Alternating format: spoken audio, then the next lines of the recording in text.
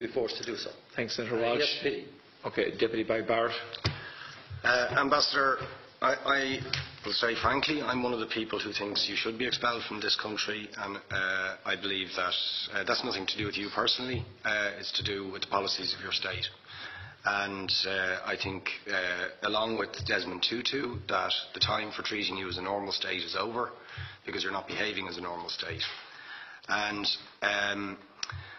I just want to ask you questions, really, in relation to that contention. And I would just say, for the record,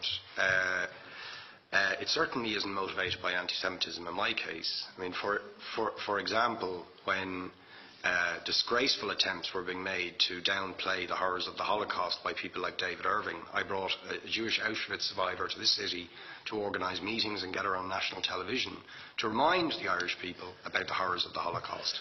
And I would do so again if anybody tried to downplay the horrors of what were done to the Jewish people. But it is precisely because I'm opposed to racism that I oppose what your state is doing and what it stands for.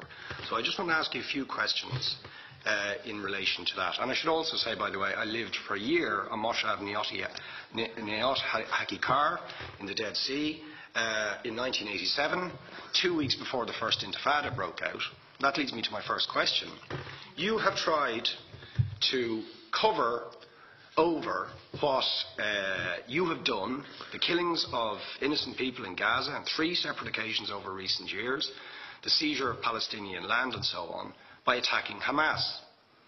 Now, why don't you just admit that Hamas didn't exist when the first Intifada took place? They didn't set up an armed wing until the early 1990s. And that there was a reason that PLO were in Tunis at the time, exiled, effectively not present. But the ordinary Palestinians rose up because you denied them basic rights. I lived there. It was apartheid. It was racism. It was endemic. It was rotten. Absolutely, I was shocked within weeks of living there to see how you treated Palestinian people. And isn't it the fact that the law of return, which is the basic law of the Israeli state, is a racist apartheid law because it confers rights on Jews that it denies to Palestinians?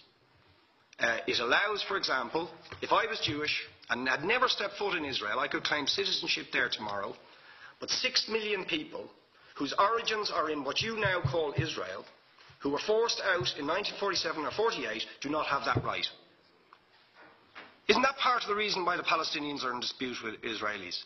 Because you deny them the right to return to their homes and to their land and to their villages, and that they have a legitimate claim, even under international law, to return, but you deny them that right. Why do you deny them that right? And why do you give that right to other people who have no connection whatsoever with the land, whether you call it Israel or whether you call it Palestine? Why do you continue to seize land, if you're serious about Oslo and the two-state solution?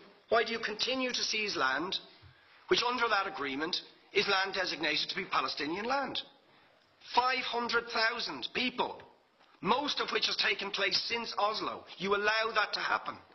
Why do you allow it to happen if you're serious about giving this land to the Palestinians? It's absolutely extraordinary. And it just, you must, are you not just taking us, Ambassador, for idiots? That you can say with a straight face, we're serious about peace, but while we're serious about peace, we're going to seize Palestinian land. And you expect the Palestinians to just sit back and do nothing about that. And the world to accept that that is an acceptable way to behave. And you asked earlier on, could we have some constructive solutions? Now, you know what the Palestinian people have been asking for. Far less even than some people would ask for. Because I believe the whole apartheid system should be dismantled. But what they've asked for is to lift the siege of Gaza. Just to lift the siege of Gaza. Let them have an airport. Let them have ports. Let them not be dictated to by a government for whom they do not vote as to what can go in and out of their territories, whether they will have power, whether they will have clean water, whether they will have medicine. What makes you think you're allowed to have nuclear weapons and the 4th biggest army in the world and visit destruction on the people of Gaza, but they have no right themselves. They have no territorial sovereignty over that land. Could you ask questions, please? How do you justify that? Yeah. All right. How do you justify those double standards? And very lastly, Ambassador, people like Bishop Tutu, Nelson Mandela, and I would certainly describe your state as a apartheid state, with different laws for people depending on their race or religion. Now, isn't that just the case that, for example, at checkpoints going into the West Bank, there's a channel if you're Israeli or European, and there's a channel if you're Arab? Just because you're Arab.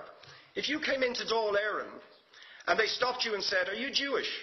"Oh no, sorry, you can't come in through the same entrance as Irish people or European people because you're Jewish," you would call that racism and apartheid. But yet you practice that.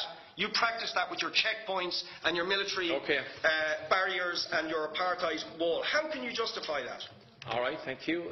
Last